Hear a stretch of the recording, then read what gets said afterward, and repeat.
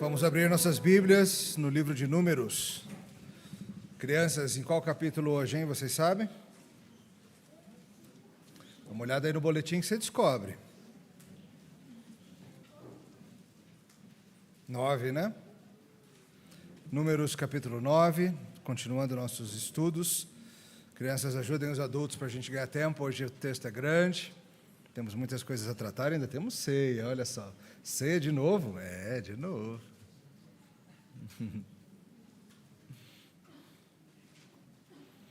Números capítulo 9, vamos ler de versos 1 a 14.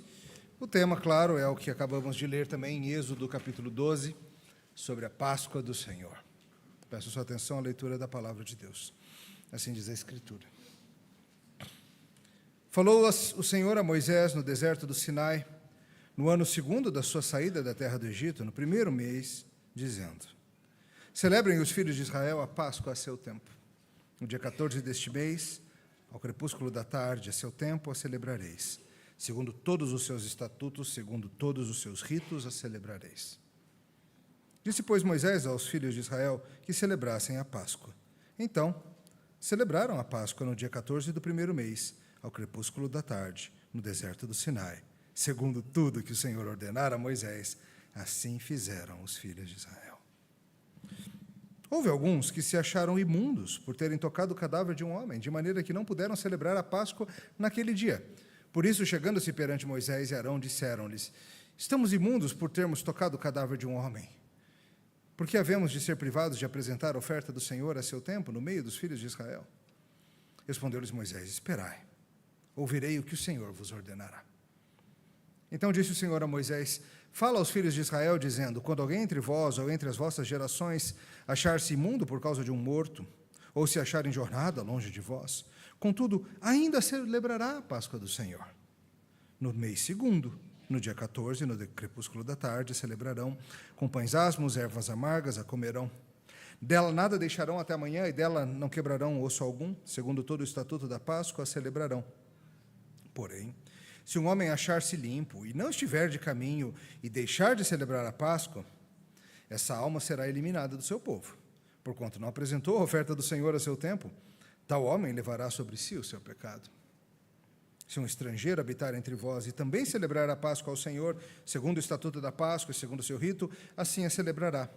Um só estatuto haverá para vós outros, tanto para os estrangeiros como para o natural da terra.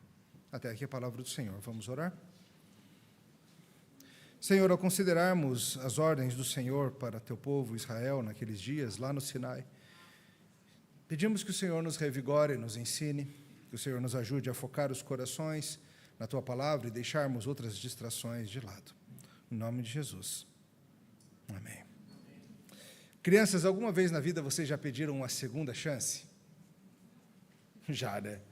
Na escola, em casa, no ping-pong. Tem vezes que nos dão uma segunda chance, mas nem sempre. Já ouviram falar, crianças, no mundo dos esportes, de algo chamado repescagem? Acontece muito nesse mundo dos esportes. Em geral, vai mais ou menos assim.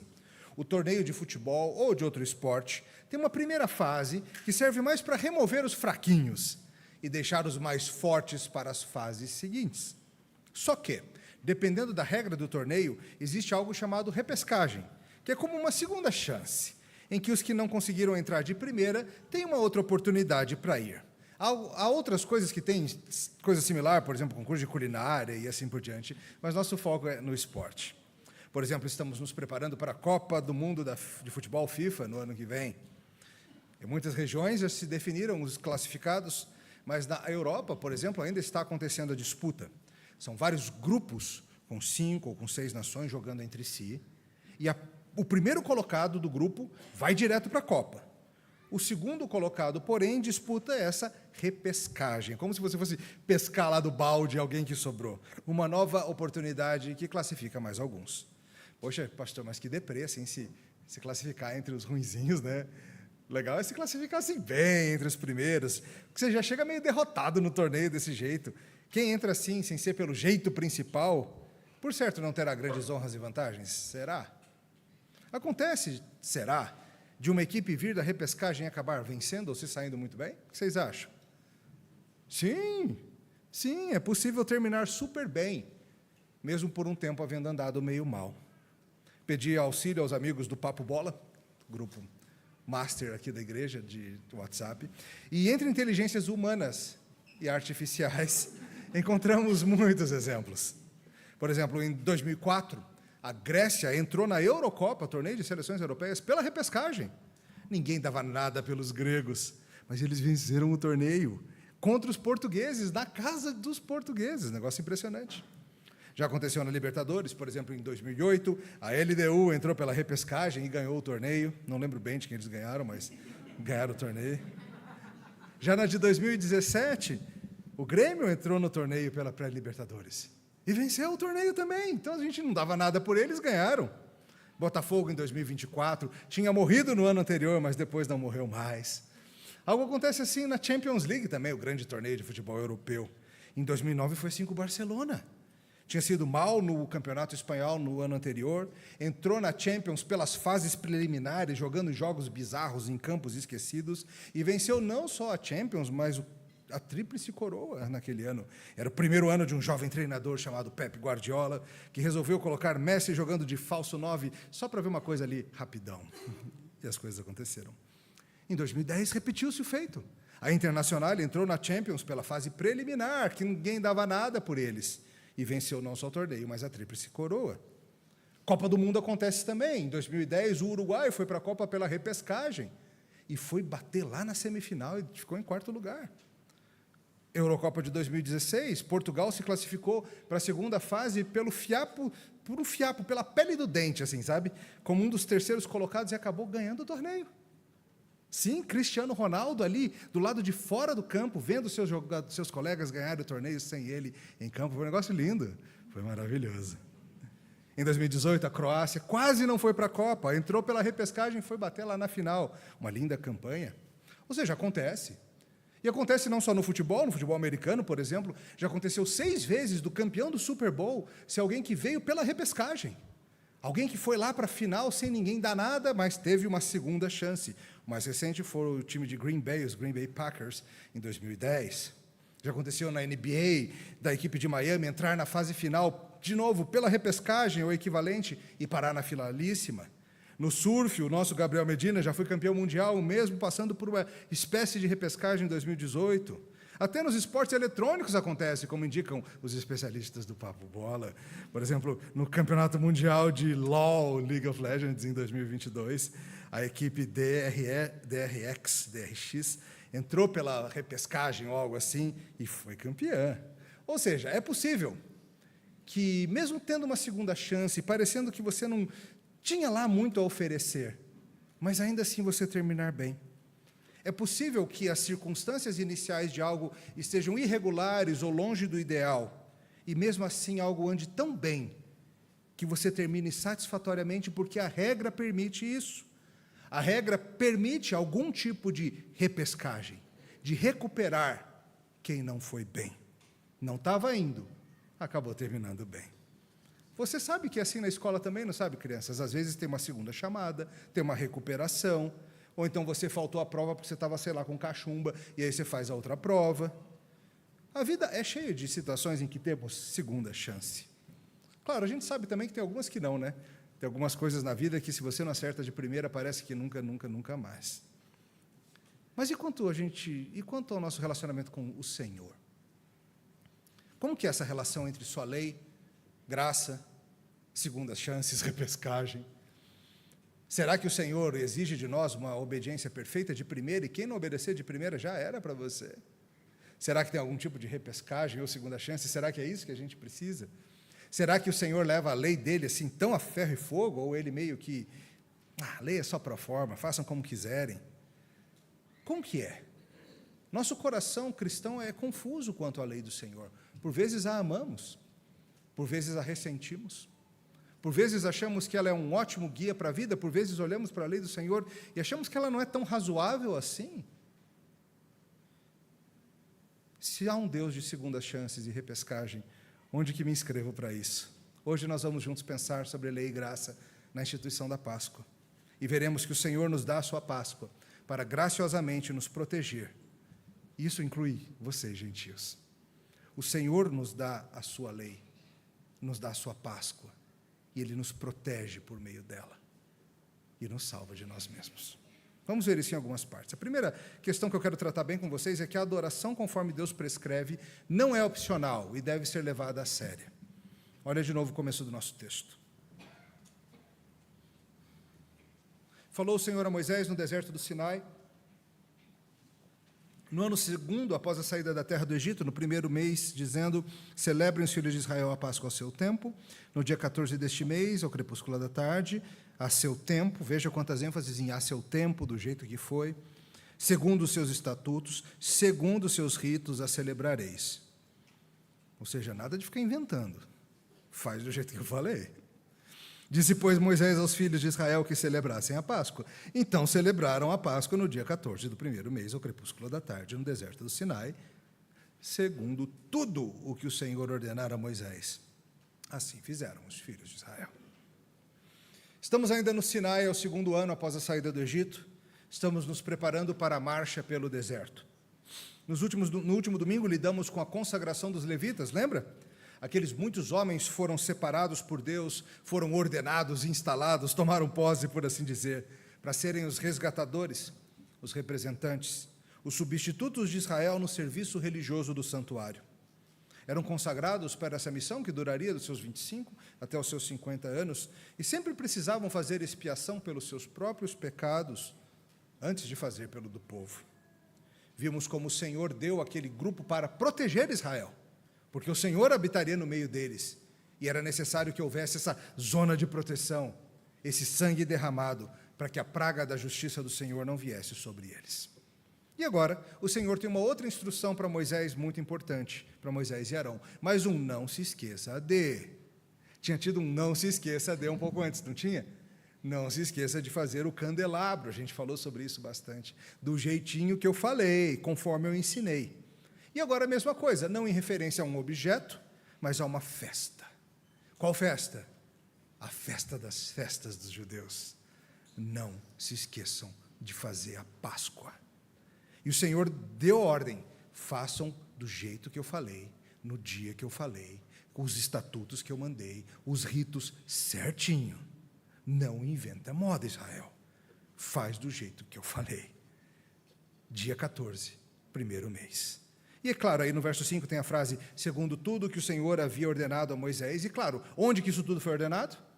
Nós lemos mais cedo, lá em Êxodo capítulo 12. Lá está todo o detalhamento, e aqui o autor só resume e remete àquilo lá que nós vimos antes. Mas o que era então a Páscoa? A gente precisa lembrar. Hoje nós lemos em Êxodo 12 sobre a instituição dela. Foi na época em que estavam ainda no Egito. Deus havia mandado Moisés e Arão falarem com Faraó para deixar o povo ir. Faraó se endureceu. Sim, Faraó se endureceu. Não deixou ir. Deus enviou 10 pragas, desembanhou sua espada e assim nos libertou. E a 10ª praga sobre o Egito foi essa. Deus explicou assim, no primeiro mês celebrarei a Páscoa. No 10º dia do mês, deveriam pegar um cordeiro e ele tinha de ser, era bem específico. Qualquer cordeiro valia? Tinha que ser o quê? Vocês viram, crianças? Tinha que ser macho. Ou seja, não podia ser cordeiro fêmea, não, tinha que ser cordeiro macho. Podia ser cordeirinha? Não, cordeirinho. E ele podia ser de qualquer jeito? Não, tinha que ser sem defeito. E haveria uma contagem. Se a família fosse pequena, chama a família do lado e divida um cordeiro para vocês. Porque tinha que ser gente o suficiente para comer um cordeiro inteiro. No dia 14, no crepúsculo, ele seria imolado.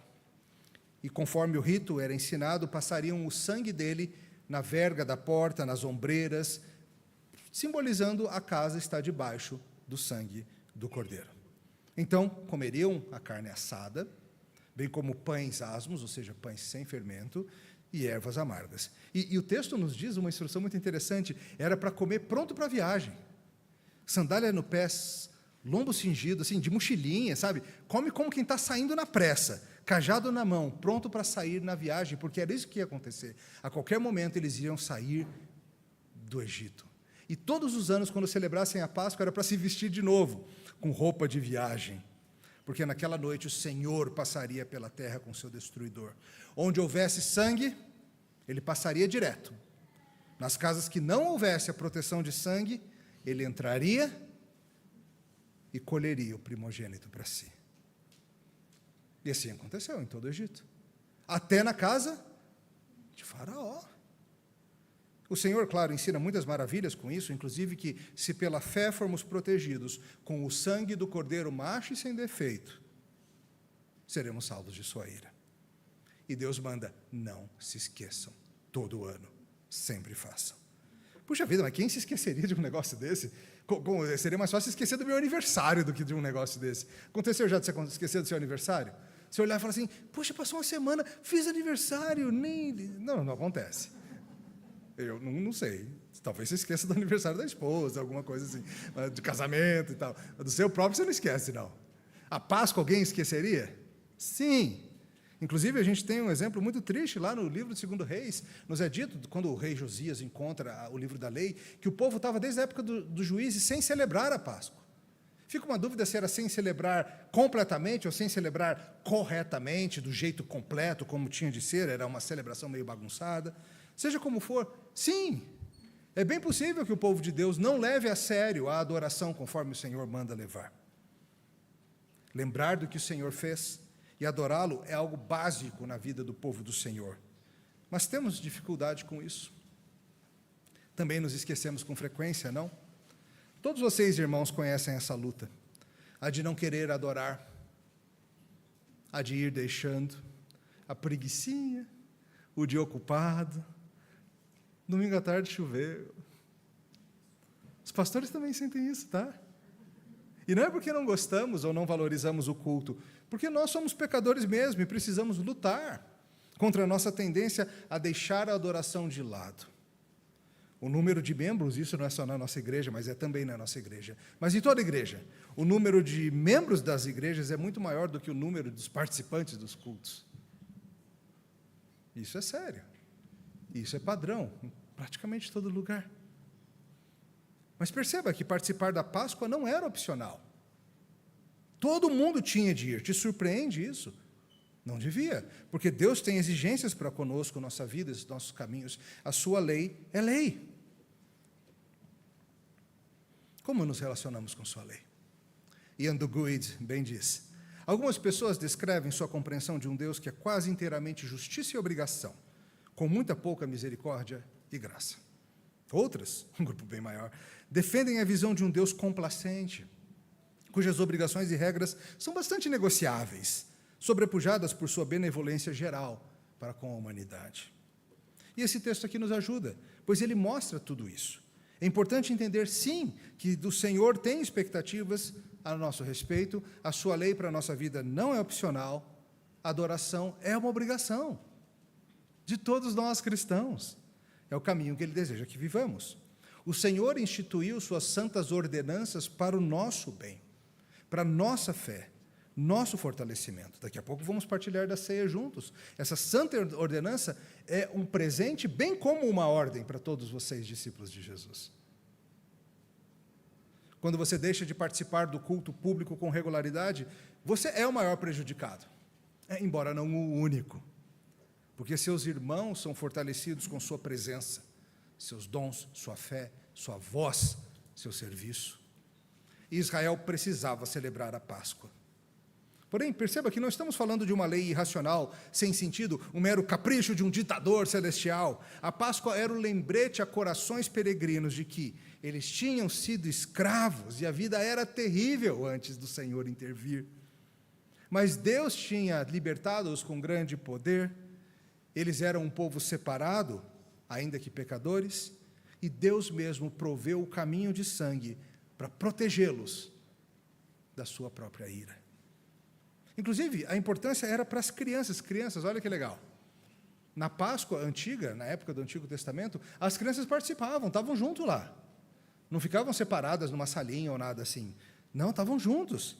E sempre acontecia o seguinte, quando estivessem na Terra Prometida, e mesmo no caminho, muitos anos depois, as crianças que não tinham participado dessa época do mundo, 40 anos depois, 50 anos depois, 100 anos depois, crianças que não tinham vivido no Egito, que não tinham andado pelo deserto, elas iam durante a Páscoa perguntar, mamãe, papai, para que isso tudo? Não gosto de erva amarga, tem mesmo que pôr a mochilinha? Não posso ficar assim, descalço, sem ficar com sandália e tudo. Tem, filha. Por quê? Porque nós éramos escravos na terra do Egito, e o Senhor nos libertou com mão forte, e seria oportunidade todo ano para contar de novo a velha história da Páscoa do Senhor. Diferente da circuncisão, em que as crianças eram somente participantes passivos, as crianças aqui tinham entendimento e buscavam aprender com o que se passava. Queridos, conosco é assim também. Temos todas as semanas aqui nessa igreja 2 ocasiões para celebrarmos o que Deus fez, mostrarmos nossa gratidão, aprendermos dele, sermos alimentados, cantarmos. Por que não aproveitar isso? Sua atitude para com o culto público vai mudar quando você começar a entender que é para seu benefício acima de tudo. Sim, cultuar, ao menos uma vez no dia do Senhor, é uma obrigação nossa, mas é uma que nos faz bem acima de tudo. Hoje temos Santa Ceia, que é o substituto da Páscoa, falaremos mais sobre isso já já. Mas perceba já que é a ocasião para as crianças serem instruídas sobre o fato de que éramos escravos, e o Senhor nos libertou por meio do sangue do Cordeiro macho sem defeito, o Cordeiro de Deus, que tira o pecado do mundo. E assim foi. Moisés disse, não se esqueçam, dia 14 do primeiro mês, celebraram a Páscoa do Senhor, conforme a prescrição do Senhor, é o que buscamos fazer também. Buscamos, no nosso contexto do novo pacto, adorar ao Senhor conforme Ele mandou, do jeito que Ele mandou, com a frequência que Ele mandou. No novo pacto temos, é claro, realidades superiores, melhores às deles, mas continua sendo coisa séria e importante. Por vezes a gente pega ideias como agora nós adoramos em espírito e em verdade, que nos dão maior liberdade para adorar, e tratamos como se isso fosse uma liberdade para não adorar. Muitas vezes as pessoas que não levam a sério a vida cristã no culto dizem isso, falam assim, não, agora eu adoro em espírito e em verdade. E com isso ela quer dizer, eu não vou ao culto, porque agora eu tenho maior liberdade. Então você tem maior liberdade para não adorar, é isso. O fato de que nós não temos de ir a Jerusalém para prestar culto, faz com que muitos não prestem culto em lugar nenhum. Essa é a regra, essa é a lei. Adorar ao Senhor, conforme Ele mandou. Há uma situação, entretanto, há um porém, surge, como é sempre na vida, uma situação não prevista na regra. A regra é clara, todos têm de participar. Mas e se algo acontecer e a pessoa acabar não podendo? Depende da situação, e que bom que você perguntou, porque é o nosso próximo ponto. Segundo ponto, o Senhor faz provisão para situações irregulares que acontecem na vida real. Vamos reler o começo aqui da situação no verso 6.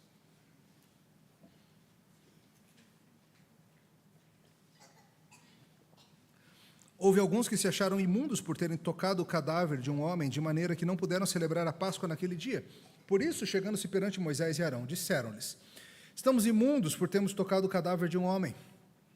Por que havemos de ser privados de apresentar a oferta do Senhor a seu tempo, no meio dos filhos de Israel?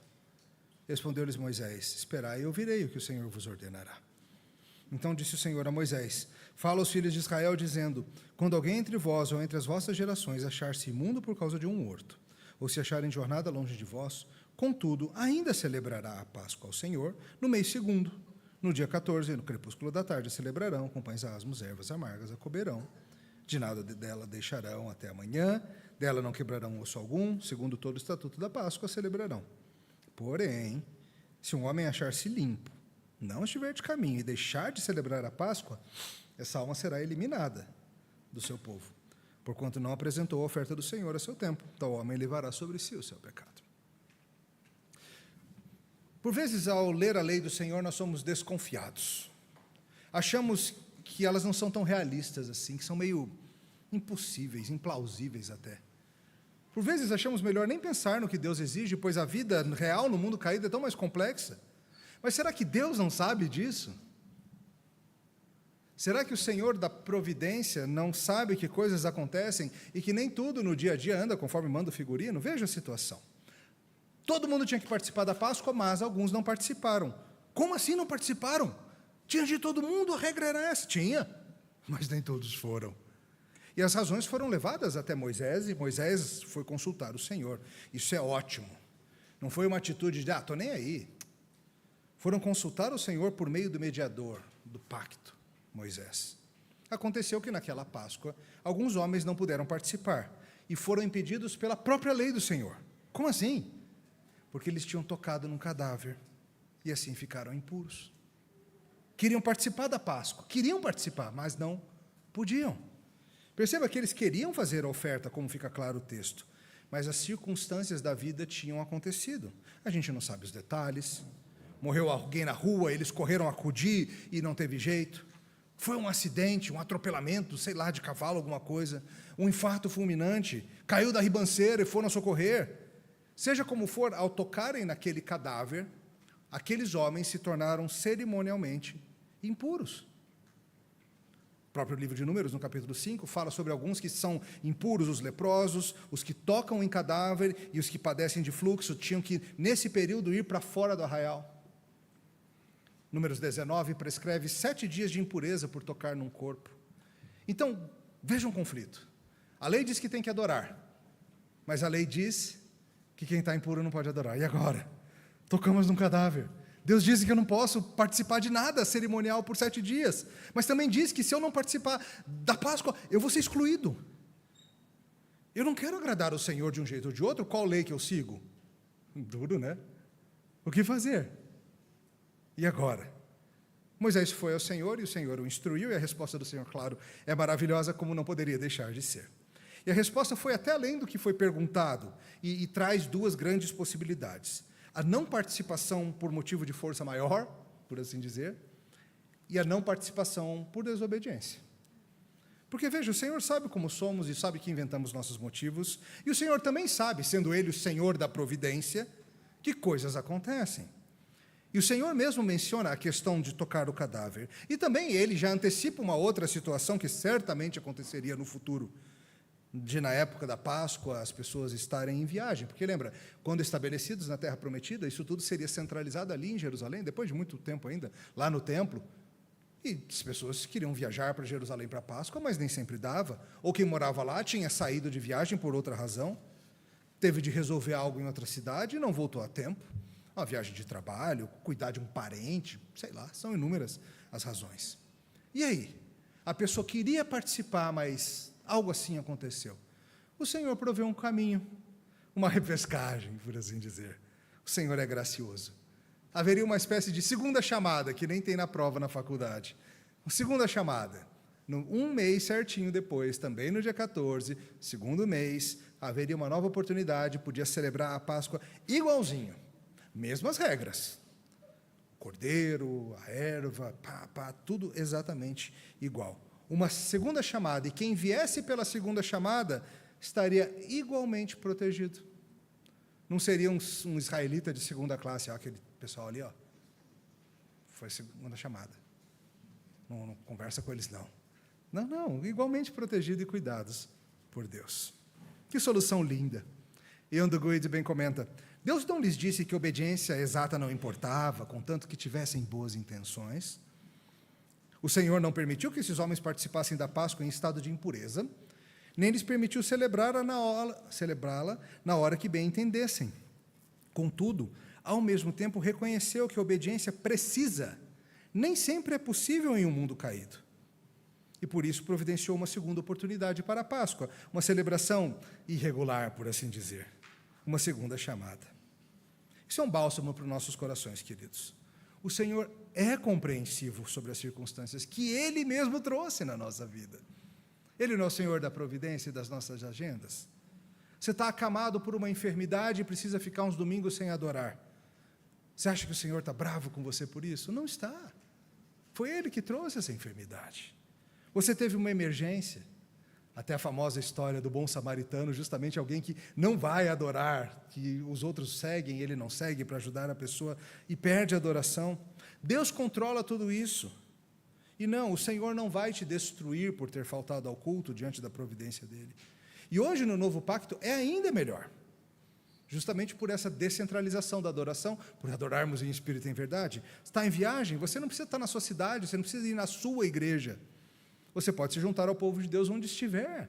Procure uma boa igreja e cultue, é uma experiência tão gostosa. Ou com o povo da viagem, faça um culto caseiro mesmo, ou um culto hoteleiro. Como é bom e útil nos lembrarmos de que Jesus nos conhece, e sabe que a vida é confusa e complexa. Ele andou entre nós. Ele sabe sobre crianças enfermas, fluxos de sangue, falta de comida, ovelhas perdidas e assaltos na estrada para Jericó. Deus sabe que no mundo caído, muitas vezes andamos em situações que não são ideais, são, uso o termo de novo, irregulares, por assim dizer, e que talvez leve um tempo para elas serem mudadas. Ian Duguid, mais uma vez, explica. A categoria do irregular preenche a lacuna entre o certo e o errado, reconhecendo que existem situações em que seguir um princípio bíblico e atender às necessidades das pessoas necessariamente entra em conflito com outro princípio bíblico, como foi o caso de ajudar o morto e participar da Páscoa. Ele continua.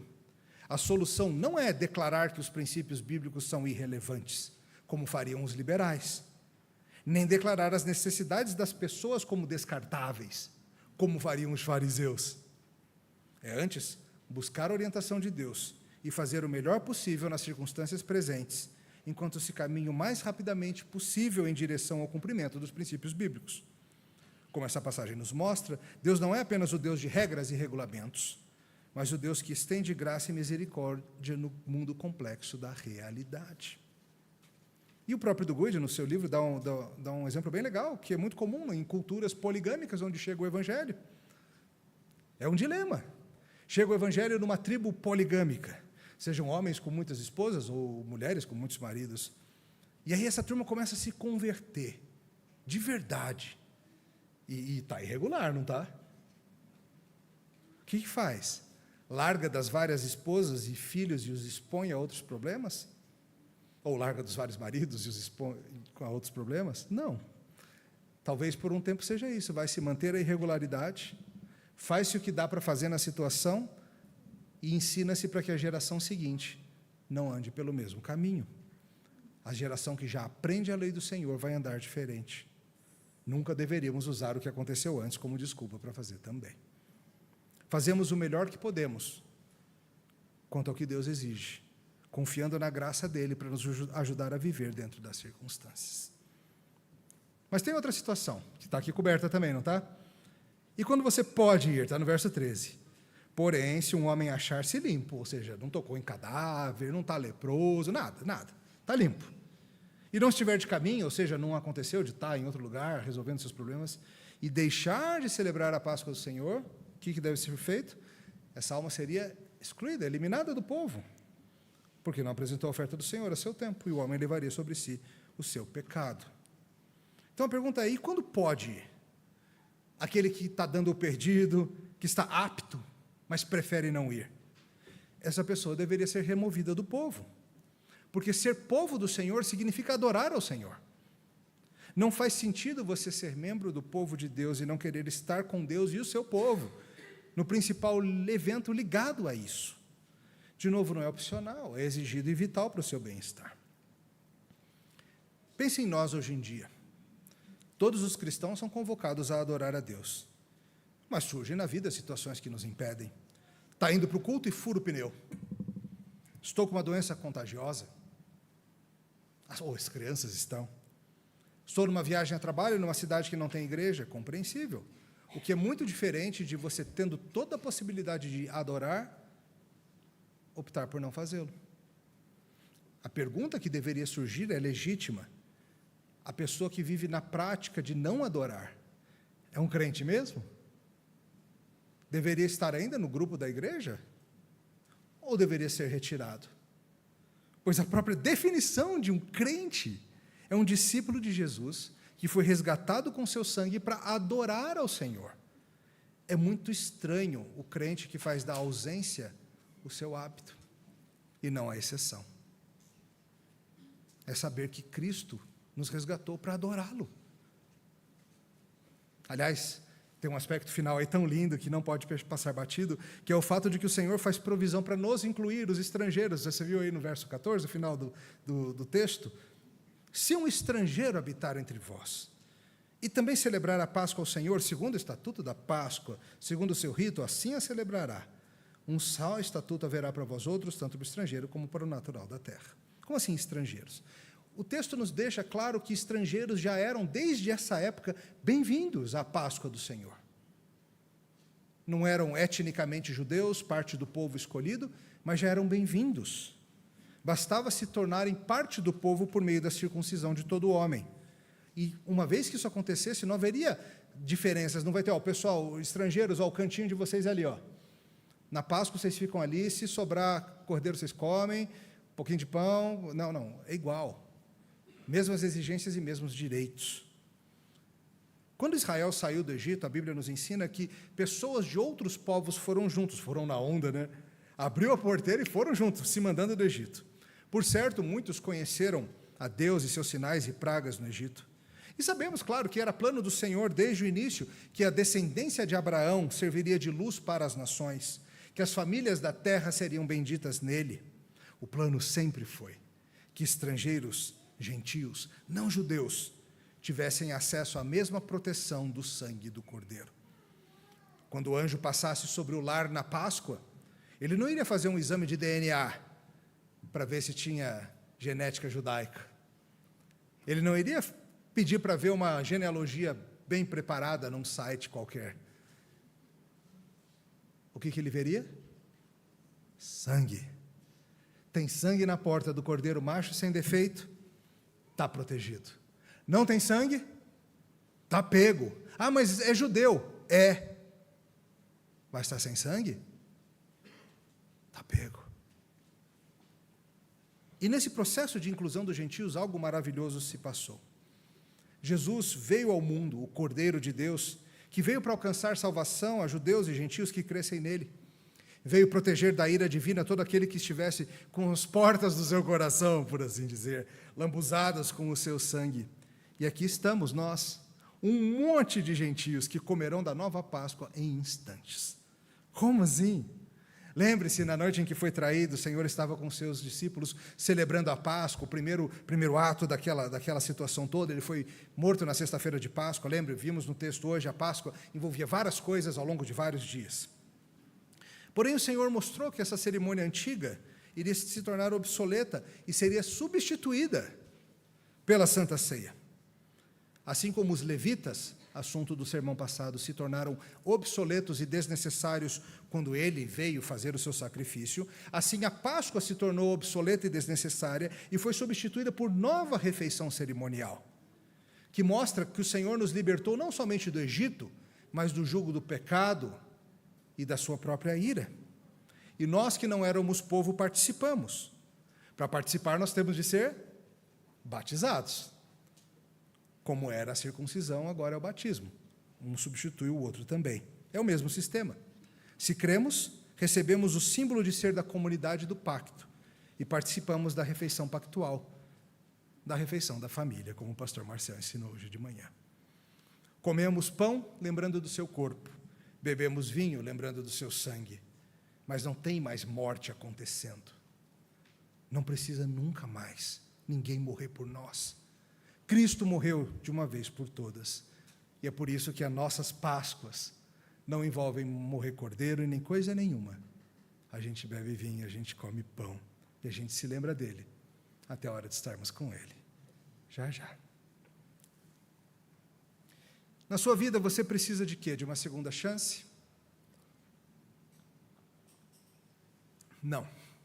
Você precisa mesmo de uma repescagem. Mas uma que não seja você a se repescar, mas alguém que lá do fundo te erga, alguém que te pesque. Um pescador de homens seria bem útil para nós, os náufragos, os que não se viram sozinhos, os que não têm como se manter na superfície, os que não boiam pelas próprias forças.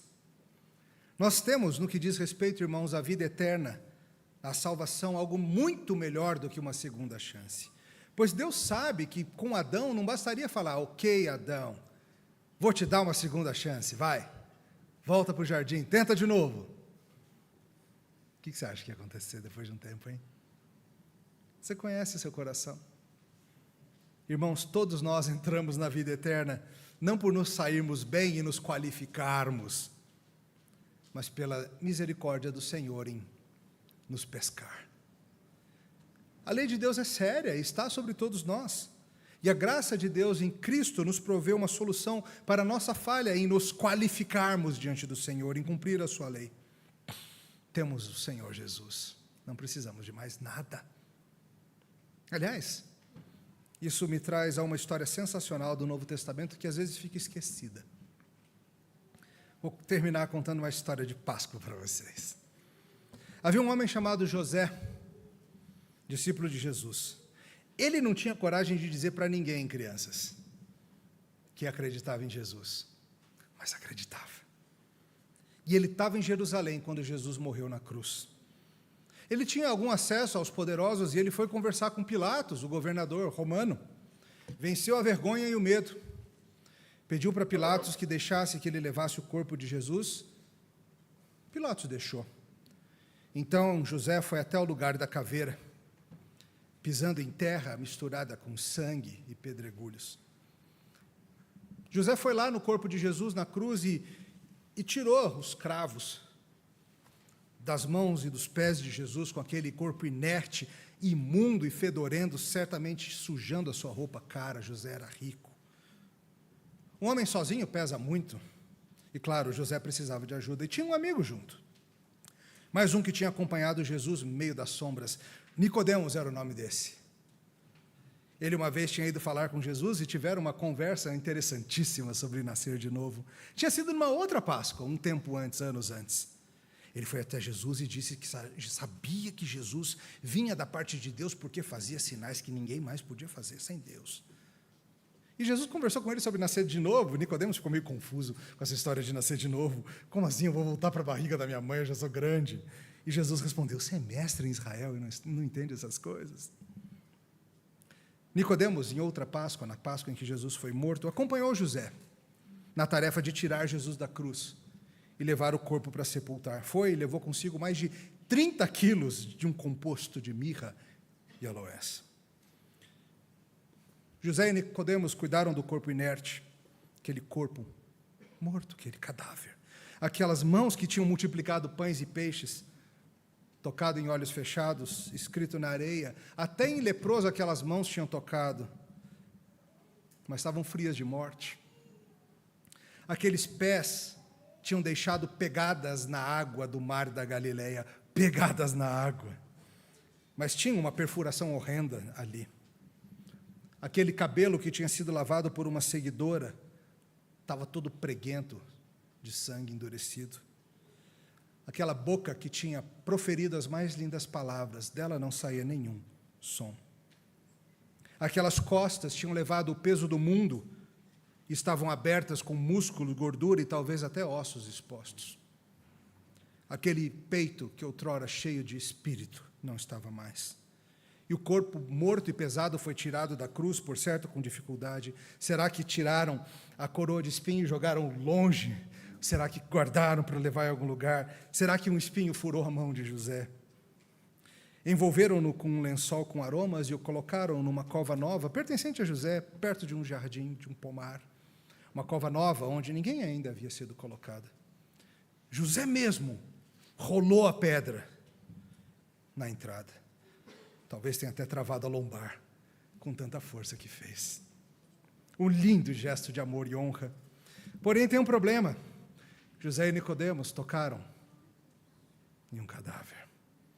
E eles sabiam bem, mestres da lei que eram, eles sabiam bem o que isso significava. Eles, líderes preeminentes em Jerusalém, se tornaram impuros para a Páscoa. Não teriam mais como esconderem o que eram. Suas mãos com cheiro de ferro, suas vestes manchadas de marrom avermelhado, o pedido público a Pilatos, e ainda perderem a Páscoa, a mais importante das festas do ano judaico, tão importante que tinha toda aquela regulamentação. Eles perderam de celebrar a Páscoa para honrar a Jesus. Espera, eu disse, perderam? Ninguém em Jerusalém, em Israel ou no mundo todo teve uma Páscoa como a deles. Eles é quem tocaram e cuidaram no Cordeiro de Deus, macho sem defeito e sem ossos quebrados. Eles serviram o corpo ao túmulo, o corpo inerte, surrado, cheio de rasgos e crostas de sangue. O sangue estancando, já coagulado, cheiro de morte, cheiro de ferro. Eles, naquele dia, literalmente foram cobertos do sangue do Cordeiro que tira o pecado do mundo. José e Nicodemos não perderam a Páscoa. Eles cuidaram do Cordeiro Pascal. Como o Novo Testamento nos ensina, Jesus é a nossa Páscoa. Jesus é a nossa Páscoa. O que ele fez tornou a Páscoa obsoleta por trocá-la por algo melhor. Antes era um cordeiro por família. Todo ano, no dia 14 do primeiro mês, tinha de fazer de novo, e de novo, e de novo. Agora não mais. Um cordeiro para o mundo todo. Quem estiver protegido pelo sangue, no umbral de sua porta, vai ser poupado da ira de Deus. Essa é a boa notícia. Foi feito de uma vez por todas. Seja você judeu, seja você estrangeiro, se você se servir de Cristo, você será poupado. Jesus é a Páscoa do Senhor. Vamos orar. Louvado seja, Senhor, por Jesus, nosso Cordeiro Pascal, nossa Páscoa, nossa liberdade, nossa vida, nossa redenção. Agradecemos por sua obra em nosso favor. Agradecemos por sua morte sacrificial. No nome dele oramos. Amém.